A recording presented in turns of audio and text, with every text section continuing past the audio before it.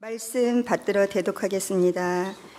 이에 유대인들이 말하되 보라 그를 어떻게 사랑하였는가 하며 그중 어떤 이는 말하되 소경의 눈을 뜨게 한 이 사람이 그 사람은 죽지 않게 할 수 없었더냐 하더라. 이에 예수께서 다시 속으로 통분히 여기시며 무덤에 가시니 무덤이 구리라 돌로 막았거늘 예수께서 가라사대 돌을 옮겨 놓으라 하시니 그 죽은 자의 누이 마르다가 가로되 주여 죽은 지가 나흘이 되었음에 벌써 냄새가 나나이다. 예수께서 가라사대 내 말이 내가 믿으면 하나님의 영광을 보리라 하지 아니하였느냐 하신대 돌을 옮겨 놓으니 예수께서 눈을 들어 우러러 보시고 가라사대 아버지여 내 말을 들으신 것을 감사하나이다. 항상 내 말을 들으시는 줄을 내가 알았나이다. 그러나 이 말씀을 하옵는 것은 둘러선 무리를 위함이니 곧 아버지께서 나를 보내신 것을 저희로 믿게 하려 함이니이다. 이 말씀을 하시고 큰 소리로 나사로야 나오라 부르시니 죽은 자가 수족을 배로 동인 채로 나오는데 그 얼굴은 수건에 쌓였더라. 예수께서 가라사대 풀어 놓아 다니게 하라 하시니라. 아멘. 오늘은 요한복음 11장 6번째 시간인가요? 자, 예수님께서 오늘은 우셨더라로부터 시작합니다. 예수님에게는 두 가지 성품이 있어요. 무리를 걸으시며 죽은 자를 살리시며 5천 명을 먹이시는 신성의 능력. 그는 하나님이시기 때문에 3일 만에 부활하시는 신성의 능력이 있으시죠. 그러나 또 한편으로는 우리와 같이 체질을 가지고 계시며 약하고 힘들고 피곤하고, 그래서 그 성품을 하나로 보여준다면 오늘 35절의 말씀부터 시작합니다. 35절의 말씀을 이렇게 기록되어 있습니다. 예수께서 눈물을 흘리시더라. 세 단어죠. 예수께서 눈물을 흘리시더라. 근데 더 정확하게 이 성경을 번역하면 이렇습니다. 예수께서 우셨더라. 두 단어입니다. 그러니까 성경 중에서 가장 짧은 절이 있다면 바로 오늘 본문 말씀입니다. 예수께서 우셨더라 라는 것입니다.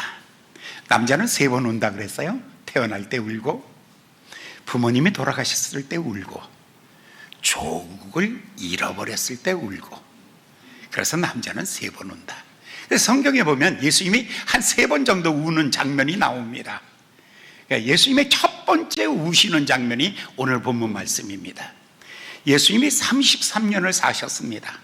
그런데 성경에 정확하게 예수님이 우셨더라 이렇게 기록한 것은 이곳이 처음입니다. 이 말씀을 보면 예수님은 우리와 같이 사랑하셨다, 우셨다, 눈물을 흘리셨다 라는 장면을 말해주고 있는 것입니다. 두 번째 성경에 보면 누가복음 19장에 보면 예수님께서 예루살렘에 올라가셔서 예루살렘 시내를 보면서 감람산 높은 곳에서 야경을 보시면서 우시는 거예요. 그 장면이 누가복음 19장에 기록되어 있습니다. 오셔서 가까이 오사 성을 보시며 우시며 가라사대 날이 이를지니, 이제 멸망의 시간이 다가오고 있는 것을 느끼고 있는 예수님입니다. 그러니까 정확하게 이야기하면 예수님의 오늘 이 감정은 앞으로 40년 후 로마의 타키투스 장군에 의해서 예루살렘 멸망의 날을 예수님께서 바라보시면서 울고 있는 장면을 오늘 여기에 이렇게 쓰고 있는 것입니다. 여기에 이렇게 썼어요. 예루살렘 성을 보시며 우시며 가라사대 날이 이를지라 원수가 토성을 쌓을 것이요 너희를 둘러 사면에 가두어 놓고 너희의 자식들을 돌에 맺힐 것이며 돌 위에 돌 하나 남기지 아니하고 멸망하리라. 이것이 AD 70년에 있었던 로마의 장군에 의해서 예루살렘 멸망의 날을 예수님께서 미리 보고 계시는 것입니다. 예수님께서 이 모습을 보시면서 지금은 평화롭고 지금은 좋다. 그러나 장차 이 나라에 너희의 어린 것들을 사람이 바위에다가 쳐서 아이를 죽이는 그날이 올 것이다. 이 날을 생각하니까 예수님께서 눈물이 밤새껏 펑펑 우시는 거예요. 그러면서 예수님께서 예루살렘아 예루살렘아 암탉의 날개 아래 품으려고 너희를 품으려고 하였던 것이 그렇게 많았는데 너희들이 거절하더니 이 날이 너희에게 다가오고 있다. 히브리서 5장에 보면 세 번째 예수님이 우시는 장면이 나오는데, 그는 육체로 계실 때에 자기를 죽음에서 능히 구원하실 이에게 심한 통곡과 눈물과 간구와 소원을 올렸고 그의 경외하심을 인하여 들으심을 얻었다. 예수님이 이 말씀은 겟세마네 동산에서 내일 예수님이 십자가에 달려 죽으시는 날, 그 첫날 밤에 밤이 맞도록 통통 엉엉하고 예수님이 우신 거예요. 자기 죽음에 대하여 비통한 눈물이 아니라 죄, 죽음, 영원한 형벌, 인생이 가는 그 길을 걸어가면서 그들이 아팠던 그 아픔을 같이 나누는 아픔. 그래서 예수님은 3번 우셨다라고 말하고 있는 거예요. 오늘 이 본문 말씀에 보면 예수님께서 우셨다. 그것은 예수님은 사람이었다라는 거예요. 우셨다라는 것은 나랑 똑같은 사람이었다. 또 하나, 우셨다라는 것은 예수님께서 죽은 나사로에 대하여 애착심을 가지고 있다. 무척이나 사랑했다. 예수님이 얼마나 사랑했다면 죽은 지 이미 나흘이 되었는데 예수님이 무덤가에 오셔서 엉엉하고 우셨을까? 그러니까 35절에 보면 첫 번째, 예수님은 사람이시다. 두 번째, 예수님은 그를 사랑하셔서 우셨다라고 이렇게 말하고 있는 거예요. 이사야 53장에 보면 예수님이 이 땅에 오시기 700년 전에 이사야 선지자가 미리 예언하기를 예수님에 대하여 이렇게 말하고 있는 거예요. 그는 멸시를 받아서 사람에게 버림받았다. 여러분, 멸시, 사람들에게 비난을 받고 멸시를 받고 침뱉음을 당하고 거절을 당하고, 이 거절의 상처, 이 자존심이 무너지는 것, 예수님이 얼마나 자존심이 무너졌을까라는 거예요. 옷을 다 벗기고 그리고 채찍으로 내려치고 그리고 침을 받고 얼굴에다가, 그리고 갈대를 가지고 그 얼굴을 때리면서 내가 유대인의 왕이라고? 웃기는 녀석 다 봤네. 십자가에 달려있는 그 예수를 보면서 남은 구원하는데 너를 구원할 수 없느냐? 뛰어내려보라 라고 비웃고 조롱하는 사람 앞에서 그 십자가를 짊어지고 올라갈 때의 모습, 그는 멸시를 받아 사람에게 버림바가 되고, 여러분, 버림을 받아본 사람이 버림받은 아픔을 아는 거예요. 상처를 받아본 사람이 상처를 아는 거예요. 여러분들, 정말 예수님이 나의 상처를 알고 계시다니까요. 두 번째 보면 그는 간고를 아는 자라. 이거는, 이 말의 뜻은 뭐냐면 그는 너무 가난해서 배고픔을 알고 너무 가난해서 힘들게 인생 사는 것을 아는 거예요. 사업을 실패해 본 사람 예수님이 아신다니까요. 먹을 것이 없는 사람 예수님이 아신다니까요. 산에 여우 굴이 있고 나르는 새 깃들 곳 있건만 인자 머리 둘 곳이 없다. 집 한 칸 없었다니까요. 두 벌 옷이 없었다니까요.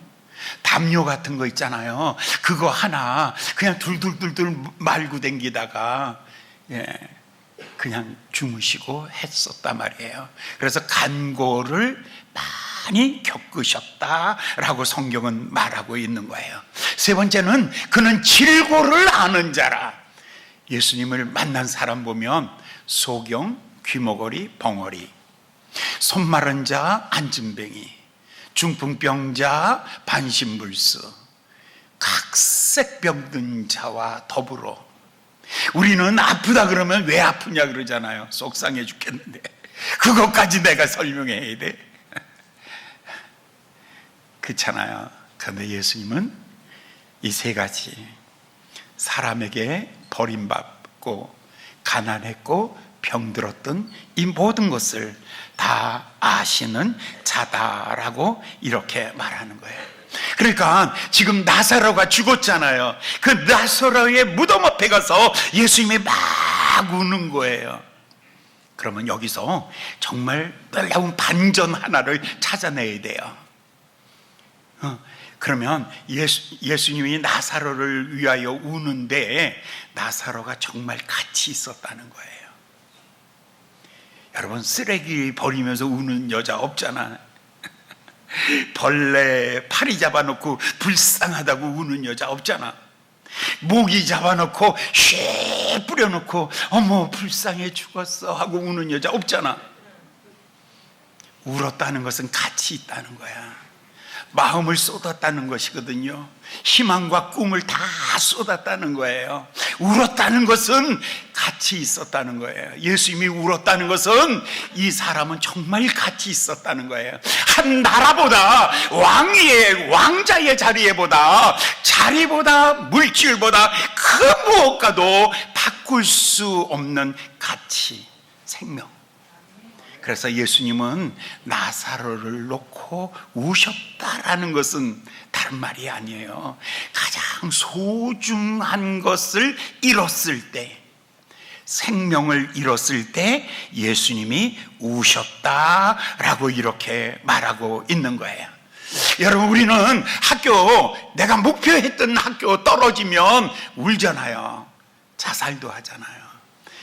여러분, 목숨만큼 중요합니까 그게? 우리가 어떤 선거직에 나가기 위해서 열심히 운동하다가 떨어졌어요. 그렇다고 그건 내가 자살할 만큼 가치가 있는 겁니까?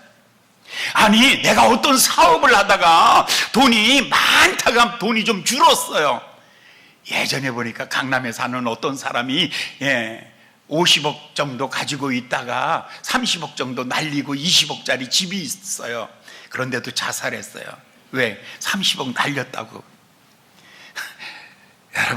여러분이 정말 어떤 것이 더 중요한가를 모르고 산다면 오늘 여러분 치매 걸린 사람들이에요.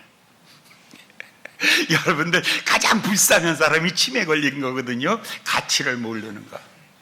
예전에 우리 할아버지가 치매 걸렸었거든요. 우리 할아버지 84살 때 그때에 이렇게 응가해가지고 손에다 이렇게 묻혀가지고 방에 여기저기 이렇게 그려놔요. 그래놓고 우리 할아버지 그거 보면서 너무 좋아하시는 모습. 이게 천진난만한 건지 이 아름다운 작품을 보면서. 근데 아무도 거기 그 방에 안 들어가잖아요. 이걸 가지고 치매라고 말해요. 이게 무엇이 가치 있는가를 모르는 것. 여러분, 로마라는 나라가 1000년의 왕국이거든요. 1000년의 제국이 하루아침에 무너졌어요. 1000년의 왕국이 무너진 것이 군사력이 없어서, 경제력이 없어서, 훌륭하고 탁월한 사람이 없어서 나라가 무너진 것이 아니라 가치를 잃어버렸을 때, 무엇이 가치 있는가를 모르는 사람들, 쾌락이 가치인 줄 알았어요. 쾌락이 가치인 줄 알았어요. 그래서 아이를 안 낳는 거예요. 쾌락을 위하여. 그러다 보니까 종족이 무너진 거죠. 몇 해 전에 IMF 총재가 한국에 왔어요. 여자가. 그래놓고 한국을 두고 이렇게 말하죠. 집단 자살 사회. 한국이라는 나라를 이렇게 평가했어요. 이 나라는 어떤 나라입니까? 라고 물었어요. 그랬더니 한국은 집단 자살 사회로 진입했습니다. 이제는 죽어가고 있다라는 거예요. 그런데 누가 우리를 죽이는 것이 아니라 스스로 자기를 죽이고 있다는 거예요. 스스로 죽어가고 있는 나라, 이게 대한민국이에요. IMF 총재가 본 대한민국은 어떤 나라인가 스스로 죽어가고 있는 거예요. 우리는 착각하고 있어요. 대한민국 그러면 서울의 빌딩을 보면서 와, 잘 사는 나라, 사람이 많은 나라, 오, 발전한 나라. 아니요, 시골은 죽어가고 있어요. 수많은 도의에 어떤 저 강원도 경상도 어느 마을에 보니까 인구가 면 단위가 9천 명으로 줄어들면서 주유소가 없어지고 이발소가 없어지고 상점이 없어지고 유치원이 없어지고 학교가 없어지고 다 없어지고 할머니들만 있는 거예요. 그런 동네가 68개 시군이 있어요. 이게 바로 불과 몇 년 내에 없어지는 거예요. 대한민국은 어떻게 해요? 죽어가고 있다. 여러분, 서울을 보면서 대한민국은 세계 최고라고 말하면 안 되는 거예요. 전체를 보면서 우리는 죽어가고 있다라는 거예요. 예수님이 우셨어요. 예수님 지금 우시는 거예요. 이 모습을 보면서 무엇 때문에 우셨는가라는 거죠. 정말 가치 있는 것, 정말 가치 있는 것을 잃어버릴 때에 예수님은 우셨다라는 거예요. 그럼 니고데모에게 여기 나사로에 대하여 나사로가 무엇이 가치 있었는가라는 거예요. 나사로가 사내들인 공회 회원이었어요? 제사장이었어요? 예루살렘 시민이었어요? 아니에요. 아주 작은 도시, 베다니 아주 작은 도시의 사람이에요. 그리고 부모님도 없어요. 그리고 가난한 사람들이었어요. 그런데 그 사람들을 보면서 예수님은 이 사람이 가치 있는 거라고 말하고 있어요. 문산 사는 사람이 대한민국의 최고의 가치 있는 사람이에요. 할렐루야. 강남 사는 사람을 적당하게 생각하세요. 나는 내 자존감은 내가 문산 살고 있기 때문에 지구의 중심은 문산이에요. 할렐루야. 지구는 문산을 중심으로 해서 돌고 있어요. 나는 정말 가치 있어요. 할렐루야. 사랑하는 여러분, 예수님께서 이 나사로의 죽음을 보면서 우셨어요. 가치 없는 자가 아니에요. 예수님 보시기에 정말 이 사람이 가치가 있었다고요. 그래서 예수님이 이 사람을 보고 우신 거예요. 왜 가치가 있냐 하면 성경에 이렇게 말해요. 베드로전서 2장 4절에 보면 사람에게는 버림받았으나 하나님께서 택하심을 입어서 거룩한 제사장이 되었다. 사람은 다 버렸지만 하나님이 쓰신다면 가치가 있어요. 할렐루야. 할렐루야. 하나님이 나를 쓰신다면 가치가 있는 거예요. 우리의 존재의 가치는 어디 있냐면 하나님이 나를 부르시고 나를 소중히 여기시고 하나님이 나를 사용하실 때에 그때 나는 가치가 있는데, 베드로전서 2장 4절에 보면 거룩한 제사장이라고 말했어요. 9절에 보면 사람들 앞에 나갈 때에는 왕 같은 제사장이라고 말했어요. 오직 하나님과 사람 사이에 하나님 앞에 나올 때에는 거룩한 제사장이요, 그러나 우리가 세상을 향하여 나갈 때에는 왕 같은 제사장으로 나가는 거예요. 그래서 가치 있는 거예요. 오늘 하나님이 여러분들을 어떻게 해요? 정말 나는 나 자체로 보석이에요. 할렐루야. 한번 물어보세요. 거울아 거울아, 따라하세요. 거울아 거울아, 누가 이쁘니? 바로 너 때문에. 내가 기뻐하는 것은 나는 나 때문에 기뻐하며, 내가 즐거운 것은 나는 나 때문에 즐겁고, 나는 나로 인하여 말할 수 없는 긍지와 자부심을 가지고 있다. 할렐루야.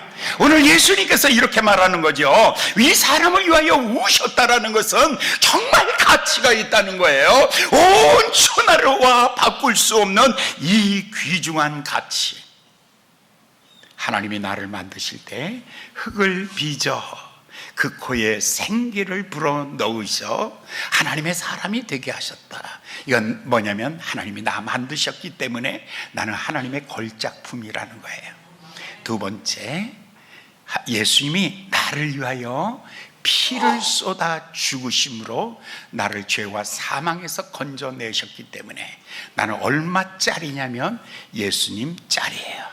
자, 여러분 10,000원짜리 20,000원짜리라고 여러분 아파트 평수를 가지고 사람을 재지 마시고 예수님과 바꾸었으니 나는 예수님 짜리입니다. 그러므로 나는 얼마나 소중한지, 그래서 예수님이 나를 위하여 우셨습니다. 예수님이 나를 위하여, 그리고 내가 낙심할 때, 내가 포기할 때, 내가 좌절할 때, 내가 넘어질 때 누가 우신다고요?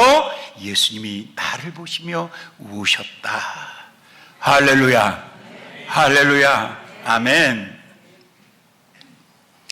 예전에 제가 원주에 처음 갔을 때 그때 30살이었어요. 근데 31살 교인들한테 마음이 안 가. 자꾸 문상교회만 생각나고, 이 문상교회가 첫사랑이라서 문상교회만 자꾸 생각나고 원주교회가 아주, 그래서 40일을 금식했어요. 작정했어요. 내가 정말 이 교회에 위해서 목숨을 버릴 만한 그런 각오가 되면 하나님 나를 그 자리에 다시 세워주시옵소서. 그렇지 않으면 포기하게 하여 주시옵소서. 내가 마음으로 사랑하지 않는 것 위해서 내가 일할 수 없습니다. 그랬더니 40일 금식을 마치고 난 다음에 그 교회에 갔어요. 가가지고 제일 먼저 찾아간 사람이 그 교회에서 제일 가난하고 제일 힘들고 제일 어려운 사람이에요. 그 집에 가서 눈물로 예배를 드리고 하나님 다시 세워주셔서 감사합니다 라는 거예요. 어려운 교인을 보면서 그것이 나의 눈물이 되게 하시고, 기뻐하는 교인을 보면서 그것이 나의 기쁨이 되게 하여 주시옵소서. 우는 자가 있으면 함께 울게 하시고, 웃는 자가 있으면 함께 웃게 하여 주시옵소서. 오늘 예수님께서 나사로의 무덤 앞에서 엉엉하고 우시는 것, 왜요? 나사로를 사랑하시기 때문에, 나사로가 정말 가치 있기 때문에. 여러분은 다 그런 사람입니다. 예수님의 눈에 넣어도 아깝지 않은 사람, 예수님이 여러분을 끌어안고 밤새 울고 싶은 사람. 오늘 그렇기 때문에 여러분 절대로 낙심하지 마시고, 여러분 포기하지 마시고, 혹시 약 갖고 온 사람 있으면 다 두고 그냥 가시기 바랍니다. 그리고 살만한 세상이니까 한번 따라해 보실래요? 나는 예수님 때문에 살만한 사람입니다. 아멘. 그 다음에 36절 37절 볼까요? 36절과 37절의 말씀입니다. 이에 유대인들이 말하되 보라 그를 어떻게 사랑하셨는가 하며, 그 중에 어떤 사람들이 말하되 소경의 눈을 뜨게 한 이 사람은 죽지 않게 할 수 없더냐. 자, 사람들이 이렇게 말하는 거예요. 와, 예수님이 이 사람을 사랑하네? 그래요. 모든 사람이 다 알았어요. 두 번째, 그러면서 사람들은 빈정거리기가 쉽죠. 아니, 안진뱅이를 일으켰다며, 소경을 고쳤다며, 죽은 자를 살린다며, 그러면 왜 그 하나님의 능력으로 이 사람을 살릴 것이지, 울지 말고 살리세요, 울지 말고 살려보세요 라고 이렇게 얘기하는 거예요. 오늘 우리가 이런 사람 많다고요. 그죠? 예수님 사랑하는데 왜 내가 이렇게 가난해요? 예수님 사랑하는데 내가 왜 이렇게 힘들어요? 예수님 사랑하면 다 잘 돼야 되잖아요. 다 잘 돼. 여러분, 여기에서 핵심 이야기는 딱 하나예요. 아직 끝나지 않았다. 역전이 기다리고 있다. 할렐루야. 아직 끝난 것 아닙니다. 포기하지 마십시오. 단정하지 마십시오.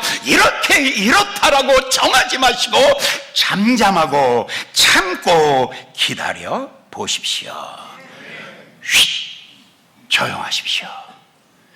아침에 태양이 뜰 때 나 뜬다라고 말하지 아니하고 태양이 뜹니다. 봄이 오는 소리는 없습니다. 싹은 나와서 눈에 보이는 것입니다. 주께서 나를 부르실 때에 아무도 소리를 못 들었습니다. 그러나 내 마음은 뜨겁게 하나님이 나를 부르셨다는 것을 알게 되는 것입니다. 아멘. 38절로 가겠습니다. 38절 그 다음에 예수님의 두 번째 성품 하나 더 봅니다. 38절입니다. 이에 예수께서 다시 속으로 통분히 여기시며, 다른 말로 분통을 터뜨리셨다. 어떤 날은 예루살렘 성전에 가서는 예수님이 채찍을 가지고 돈 바꾸는 사람들 다 상을 엎어버리시고 짐승들을 다 내쫓아 버리시고, 왜 그러셨냐면 목적이 목적대로 쓰이지 아니할 때, 예수님의 분노는 이거예요. 바르게 사용되어지지 아니할 때. 그러면 예수님이 오늘 이 죽음 앞에서 가장 분노하셨다 그랬는데 무엇에 대한 분노일까? 첫 번째, 죄에 대한 분노예요. 하나님이 우리를 만드셨잖아요. 거룩하게 하셨잖아요. 그런데 야고보서 1장 16절에 보면, 내 사랑하는 형제들아 속지 마라. 각양 좋은 은사와 온전한 선물이 빛들의 아버지께로부터 내려오는데, 그런데 이것이 가로막혀 있는 거예요. 아무리 비가 쏟아져도 장독대가 닫혀져 있으면 그러면 비 한 방울 들어가지 않죠. 죄는 무엇이냐면 하나님과 나 사이의 간극이에요. 빛들의 아버지께로부터 아름다운 하나님의 선한 은사와 선물, 어마어마한 축복들을 하나님이 내게 주시는데 그걸 가로막은 거예요. 첫 번째, 예수님은 무엇에 분노하시냐면 여러분을 사랑하세요. 한 사람 한 사람 다 사랑하세요. 그런데 어떤 때는 여러분에 대하여 분노할 때가 있어요. 왜냐하면 여러분이 하나님의 영광을 위하여 쓰임받지 아니하며 죄로 말미암아 가리워질 때 하나님이 분노하시는 거예요. 두 번째, 요한복음 8장 44절에 보면, 너희는 너희 아비 마귀에게 났으니 너희의 아비의 욕심을 너희도 행하려 함이라. 저는 처음부터 살인자요 거짓말하는 거짓 영의 아비라. 우리가 마귀에게 지배를 당하는 것. 어떤 사람은 그렇게 많이 안 가져도 돼요. 행복해요. 그런데 너무 많이 가지려고 하는 것, 그거 탐욕이에요. 그거는 마귀가 주는 욕심이에요. 그때 예수님이 화내시는 거예요. 세 번째는 살려주는 영이에요. 예수님은 우리에게 살려주는 영으로 오셨는데 예수님을 거절하는 거죠. 그래서 고린도전서 15장 55절에 보면, 사망아 너희의 이기는 것이 어디 있느냐? 사망아 너희의 쏘는 것이 어디냐? 사망에 쏘는 것은 죄요 죄의 권능은 율법이다. 자, 사망, 죽음을 지배하는 것은 죄예요. 죄가 그를 덮어버리면, 사람이 호흡을 덮어버리면 심장이 뛰질 않고 죽는 거죠. 마찬가지로 죄가 그 사람을 덮어버리면 이 사람은 그 안에서 사망, 죽음이라고 말해요. 죄는 율법이 없으면 죄는 죄로 정해지지가 않는 거예요. 그러니까 율법이 있고 법이 있고, 법은 이거는 죄는 죄다라고 얘기해요. 그러면 그 죄가 죄로 인정되면 그 안에 사망이라는 형벌이 나오는 거죠. 그러니까 예수님께서 지금 굉장히 화가 난 거야. 엄청 화가 나서 분노하고 있는 게 무엇이냐면, 사망의 원인은 죄가 지배하고 있는 거예요. 죄가 지배하고 있다는 것은 법이 지배하고 있다는 거예요. 법이. 어떤 법이 있냐면 율법이 있는 거예요. 그래서 율법은 모세로부터 오고 은혜의 법은 예수로부터 오는 거예요. 예수의 법은 용서의 법이에요. 7번씩 70번이라도 용서하는 용서의 법이에요. 근데 사람들은 용서를 받아들이기보다는 거절해버리고, 사람은 정의라는 이름으로 남을 심판하고, 정의라는 이름으로 남을 정죄하고 정의라는 이름으로 남을 공박하는 거죠. 그렇기 때문에 예수님께서 지금 세 가지에 대하여 굉장히 분노하고 계시는 거예요. 예수님이 분노하는 세 가지, 첫 번째 죄예요. 두 번째 마귀예요. 사탄의 세력이에요. 세 번째 사망의 세력이에요. 그래서 이렇게 말하는 거죠. 사망아, 너희의 이기는 것이 어디 있느냐? 사망아, 너희의 쏘는 것이 어디 있느냐? 사망에 쏘는 것은 죄요, 죄의 권능은 율법이다. 그러나 율법을 폐지하여 버리고 은혜로 말미암아 하나님은 어느 날부터 사람을 법으로 안 따진다고 했어요. 여러분에게 법을 놓고 너 이렇게 했어 라고 안 묻기로 했어요. 언제부터? 예수를 믿으면. 율법으로 사람을 대하지 아니하고, 그랬기 때문에 내가 너를 용서한 거야. 용서의 은혜의 법이 강물처럼 흘러가고 있는데 그 은혜의 법을 환영하고 받아들이지 아니하면 여러분, 우리는 여전히 죄 가운데 있게 되는 것입니다. 자, 오늘 예수님의 두 가지를 봤어요. 두 가지 중에 두 가지를 봤는데, 이거 두 가지가 다 인성이라 그랬죠. 예수님의 인간의 성품 중에 하나는 우셨다, 하나는 분통히 여기셨다라는 두 가지를 보셨어요. 자, 이 예수님이 드디어 무덤 앞에 가서 서 있는 거예요. 유대인들의 무덤은 이 큰 바위를 가운데를 뚫어요. 근데 유대의 그 바위는요, 우리나라 화강암하고 달라요. 우리나라 화강암은 막 망치로 깨도 안 깨져요. 근데 거기는 푸석푸석한 돌이에요. 그래서 잘 부셔져요. 그래서 그 안을 뻥 뚫고 거기다가 시체를 집어넣고 바깥에다가 큰 돌을 굴려서 딱 막아놨어요. 그런데 예수님이 그 앞에 서서 이렇게 말하는 거죠. 저 돌을 옮겨 놓아라. 왜 그랬을까요? 지금 예수님이 나사로를 살리기 위해서 저 돌을 옮겨라 라고 이렇게 말하고 있는 거죠. 돌은 뭐예요? 예수님과 문제가 만나기 위해서 그 가운데 있는 장애물이에요. 이 장애물을 옮기라는 거예요. 그랬더니 마르다가 38절에 마르다가 예수께서 다시 속으로 통분히 여기시며 무덤에 가시니 무덤이 굴이라 돌로 막혔거늘 예수께서 가라사대 돌을 옮겨 놓으라 하시니 그 죽은 자의 누이 마르다가 가로되 주여 죽은 지가 나흘이 되었사오매 벌써 냄새가 나나이다. 자, 여기에서 마르다가 이렇게 말하죠. 돌 옮겨 놓으라 그러면 아멘, 그리고 옮기면 돼요. 근데 이 사람은 굉장히 합리적이죠. 똑똑해요. 이성적이에요. 예수님, 이미 죽은 지 나흘이 되었습니다. 두 번째, 썩은 냄새가 바깥에까지 납니다.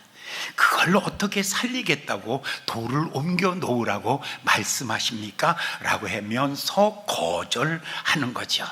마르다의 생각은 상식이에요. 그것은 맞는 거예요. 다른 말로 말하면 합리적이라고 말해요. 다른 말로 말하면 과학적이라고 말해요. 또 다른 말로 말하면 이성적이라고 말해요. 또 다른 말로 말하면 경험적이라고 말해요.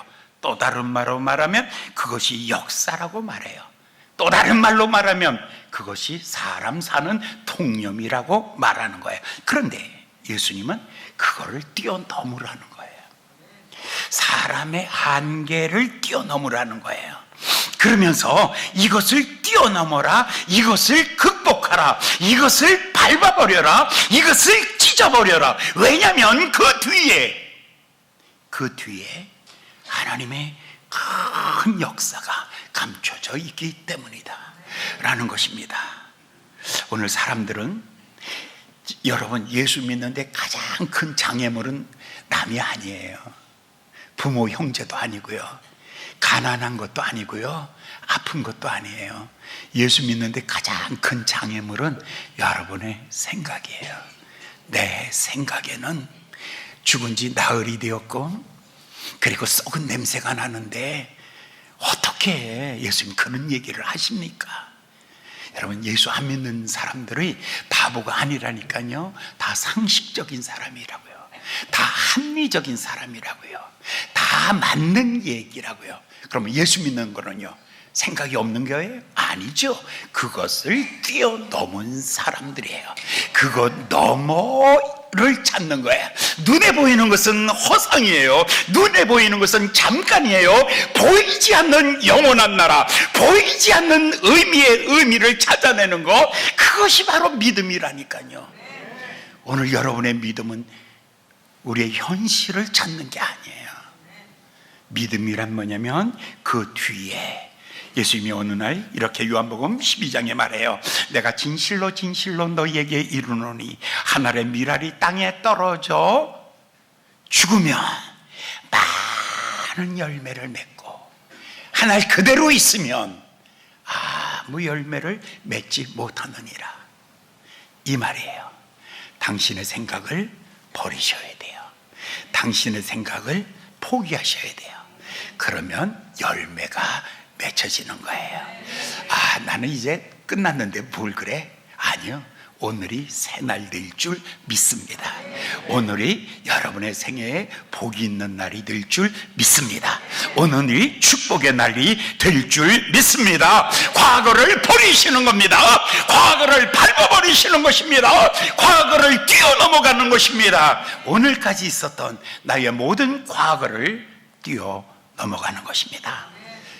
이제 우리 다음 주간, 그 다음 주간에부터 볼 요한복음 12장에 베다니 이 집에서의 이야기입니다. 마리아가 옥합을 깨뜨려서 예수님의 발에 부어드렸더니 그 온 집에 향기가 가득하였더라 라고 말하고 있어요.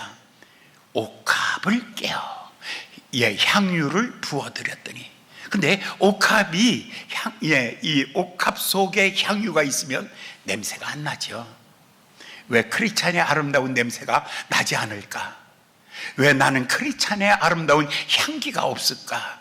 내 생각에 사로잡혀 있기 때문에. 나는 왜 아무런 열매가 없을까? 내 생각에 사로잡혀 있기 때문에. 여러분 제일 한번 따라해 보실래요? 가장 못 믿을 놈이 나다. 나는 나에 대하여 가장 많이 실망했고요. 나는 나에 대하여 3일에 한 번씩 실망하고요. 나는 나에 대하여 낙심하고요. 나는 나에 대하여 포기하고요. 더 이상 어느 날 내가 더 이상 나의 주인이 아니고, 그래서 하나님 앞에 나와서 두 손을 높이 들고 이렇게 말합니다. 하나님, 이제 나도 나를 포기합니다. 나도 나를 내려놓습니다. 주님이 내 안에 오셔서 주인 되어주시고 왕 되어주시고 나를 통치하여 주시고 나를 인도하여 주시고 나의 선한 목자가 되어주시고 나의 인도자가 되어 주시옵소서 라고 이렇게 결단할 때 주님은 나를 그날부터 지금까지 이렇게 아름답게 인도해 주시는 것입니다. 이렇게 말하는 거죠. 열왕기 5장에 보면 나만이라는 사람이 있어요. 이 사람이 아합의 군대 장관이었는데 문둥병이에요. 엘리사에게 왔죠. 엘리사에게 왔을 때 그가 11절에 5장 11절에 나만이 노하여 가로되 내 생각에는 그가 내게로 나와서 그 하나님 여호와의 이름을 부르며 내 아픈 곳 위에 손을 들고 하나님 앞에 기도해 줄 알았는데 기도는 안 하고 나보고 저 요단강 물에 가서 씻으라고. 우리 동네 아람의 아르발강은 얼마나 더 아름다운데, 얼마나 물이 맑고 깨끗하고 투명한데 그 강을 두고 여기서 나를 이렇게 포기했죠. 그런데 나중에 그가 이렇게 14절에 말해요. 나만이 이에 내려가서 하나님의 사람의 말씀대로 요단강에 씻었더니 깨끗하게 되었더라. 뭐를 내려놨어요? 내 생각을 내려놓은 거예요. 그러니까 여러분 생각은 얼마나 작은 줄 아세요? 어느 날 나폴레옹이 이런 얘기하죠. 우리의 생각은 얼마나 작은지. 저 알프스 아래 조그만 두더지처럼 내 인생을 살았구나. 어느 날 그걸 발견한 거예요. 그리고 난 다음에 불가능은 없다 하고는 도전하기를 시작하는 거죠. 여러분 자신에 대하여 이제는 더 이상 내 생각을 내려놓고 죽은 지 나흘이 되었습니다. 그리고 냄새가 납니다. 나는 어쩔 수 없습니다. 그 아파트, 옛날 우리 살던 동네 그 아파트 있잖아요. 그 6층 사는 애 모르세요? 아직도? 그 유명한 아이들. 더 이상 말하면 아파트 집값 떨어져. 옛날 우리 살던 아파트에 6층 사는 애. 2학년짜 1학년 때 만났어요. 어머, 너 공부 잘하게 생겼다. 아우, 아저씨 왜 그러세요? 나 공부 못해요. 아니야, 너 잘하게 생겼어. 머리가 얼마나 예쁘게 잘생겼는지. 못한다니까 왜 자꾸 그러세요? 그 옆에 누나가 있었어요. 네 동생 공부 잘하지? 라고 내가 이렇게 도움을 요청했어요. 그랬더니 누나가 옆에서 하는 소리가, 아니 아저씨 애 괴롭히지 마세요. 얘 정말 못해요. 그 순간에 나는 모든 것을 다 포기해버리고 말았어요. 얘네들은 더 이상 아무것도 할 수 없다. 내가 나를 포기하는 순간 다 내려놓는 것입니다. 이때 예수님께서 이에게 이렇게 말합니다. 40절에 말씀하시기를, 우리 40절은 다 같이 읽겠습니다. 시작. 예수께서 가라사대 믿으면 하나님의 영광을 보리라. 믿으면 하나님의 영광을 보리라. 자, 우리 지금 마르다를 계속해서 몇 주간 계속해서 보고 있어요. 첫 번째는 아는 것이 믿음이라고 생각했어요.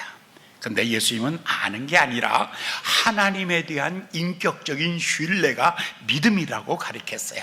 그래서 믿음에서 믿음에 이르는 믿음. 그래서 신뢰하는 믿음, 의뢰하고 맡기는 것이 믿음이다라고 가르쳤어요. 아는 것이 믿음이 아니라 믿는 것이 믿음이다. 자, 믿는 것이 믿음인데 여기에 지금 머물러 있는 거예요. 마르다는 믿는 것이 믿음인데 그러나 내 생각하고 충돌하고 있어요. 예수님께서 그 돌을 굴려내라 하니까 내 생각하고 충돌하고 있을 때예요.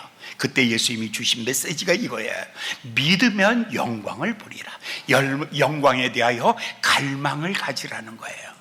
사랑하는 여러분, 기적은 누구의 것이냐면 영광에 대한 갈망을 가지고 있는 사람에게 하나님의 영광을 주시는 거예요. 사랑하는 여러분, 1단계 믿음은 아는 것이 믿음이에요. 두 번째 믿음은 그분을 신뢰하고 나를 맡기는 게 믿음이에요. 세 번째 믿음은 하나님의 영광을 바라보며 그 영광을 갈망하는 믿음. 그것이 기적이 있는 믿음이에요. 성공하는 사람하고 실패하는 사람의 차이가 이것입니다. 우리 장모님이 옛날에 한복집을 했어요. 문산 초등학교 올라가는데 천주교 바로 밑에 한복집을. 근데 이때쯤 되면은요, 그 한복하는 게 쌓여가지고요, 수십 채가 그냥 쌓여 있는 거예요. 광복상에 문산에 큰 한복집들이 이제 갖다 주는 거죠. 그러면 우리 장모님이 그래요. 못해요. 안 돼요. 그때까지 못해요. 꼭 해주세요. 아니 못해요. 안 된다니까요. 안 된다니까요. 그러면 네. 그리고는 가는 사람은 절대 안 돼요. 근데 어떤 사람을 봤어요. 어떤 사람은요, 안 돼요. 못해요. 그러면 이 사람이 이렇게 말해요. 그래도 해주세요. 그래도 해주세요. 그래도 못한다니까요. 그래도 해주세요. 아니 안 된다니까요. 그래도 해주세요. 아니 정말 이러면 안 된다니까요. 아니 그래도 해주세요. 그래도 해주세요. 그러고는 두고 가요. 근데 끝까지 밤을 꼬박꼬박 새서라도 그날 맞춰내고야 마는 거예요. 내가 그때 봤어요. 잘 사는 사람과 못 사는 사람의 차이가 하나 있어요. 못 사는 사람은 한번 두드려보고 포기해요. 잘 사는 사람은 끝까지 포기하지 않아요. 공부 잘하는 사람이 있고 못하는 사람이 있어요. 못하는 사람은 어려운 문제 나오면 즉시 포기해요. 그러나 공부 잘하는 아이들은 어려움을 극복하고 또 도전하고 또 도전해요. 잘 사는 사람은 도전하고 도전하는 사람이지 처음부터 잘 사는 사람 아니에요. 처음부터 탁월한 사람 아니에요. 처음부터 굉장한 사람이 아니라 포기하지 않는 것입니다. 어떤 사람이라고요? 믿음으로 영광을 바라보며 믿음으로 영광을 바라보는 사람입니다. 날고 싶은 갈망을 가지고 있는 사람에게 어느 날 양쪽 어깨에서 날개가 나왔는데 그게 나이트 형제의 비행기입니다. 그 다음에 빨리 가고 싶은 사람의 다리에서 칙칙폭폭이 나왔는데 이 사람이 조지 스티븐입니다. 이 사람에 의해서 기차가 만들어진 것입니다. 새로운 세상에 대하여 갈망을 가지고 있는 사람에게 하나님이 노를 주셨는데 신대륙을 발견한 콜럼버스입니다. 사랑하는 여러분, 잡스는 세상을 내 손 안에 넣고 싶은 야망이 있는 사람 손에다가 핸드폰을 넣어주었습니다. 일론 머스크가 어제 아침에 이제 드디어 바이오폰을 말하기 시작합니다. 핸드폰 세상이 내 손안기에 있는 것이 아니라, 핸드폰의 세상이 아니라 바이오폰, 내 머릿속에 세상을 다 집어넣는 것입니다. 이것이 꿈입니다. 사랑하는 여러분, 영광을 보는 꿈을 가지십시오. 믿음의 사람은 영광을 보는 꿈을 갖는 것입니다. 영광을 보는 꿈을 갖는 순간에 하나님의 놀라운 축복을 주시는 것입니다. 자, 첫 번째 단계, 아는 믿음에서 믿는 믿음의 단계. 그 다음에 세 번째 단계는 뭐라고요? 세 번째 단계, 영광을 갈망하는 단계. 그리고 나면 41절, 예수님께서 기도하기를 시작합니다. 41절, 돌을 옮겨 놓으시고 난 다음에 예수께서 눈을 들어 우러러 보시며 가라사대, 아버지여, 내 말을 들으신 것을 감사하나이다. 뭐라고요? 여러분, 그러니까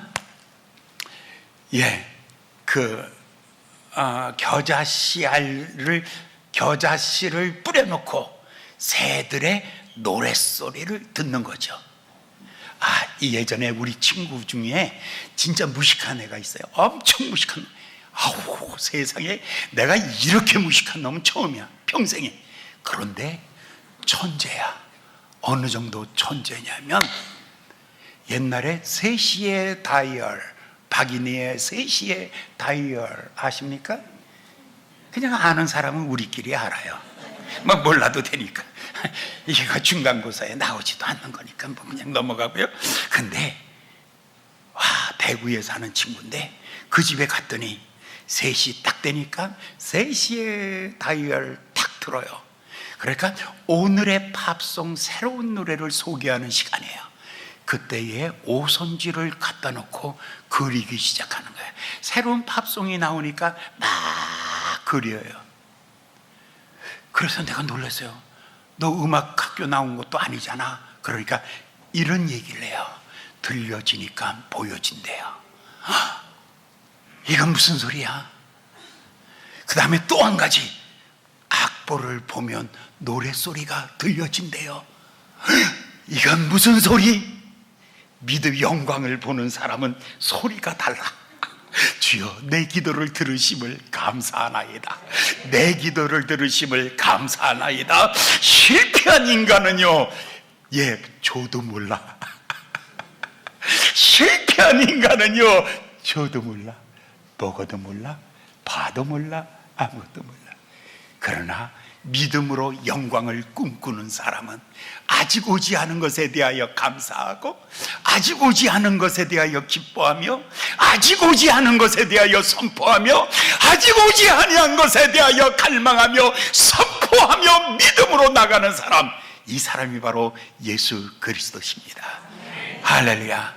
오늘 사랑하는 여러분, 예수님은요, 아버지여 내 기도 들으심을 감사합니다 라고 이렇게 기도하고, 그리고 43절 44절 예수님께서 이 말씀을 하시고 큰 소리로 나사로야 나오너라 라고 부르시니, 죽은 자가 수족을 배로 쌓여 동인채로 나오는데 그 얼굴을 수건에 쌓였더라. 예수께서 가라사대 풀어놓아 다니게 하라.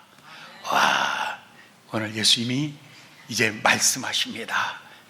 나사로야 나오너라 라고 하니까 벌떡 나왔는데, 며칠 만에 나온 거예요? 죽은 지 하루, 이틀, 사흘, 나흘 만에 나왔어요. 저는요 5일 만에 나왔어요. 백현아 나오너라 라고 할 때 나사로는 이렇게 튀어나왔어. 근데 나는